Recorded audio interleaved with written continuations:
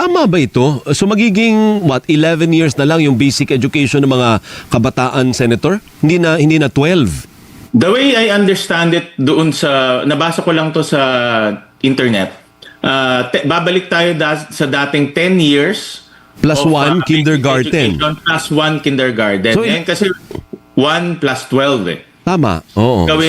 Babalik tayo sa dating 1 plus 10. Okay ba sa'yo ito? O parang hindi ito pasok sa international standards?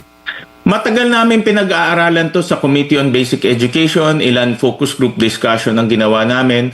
Sa EDCO, matagal rin namin pinag-aralan to. Ang pinakamalaking kinakatakutan namin ay unemployment. Dahil kung maaga sila gagraduate, let's say 16, graduate na sila ng high school, papasok na sila sa workforce, maghahanap na ng trabaho yan.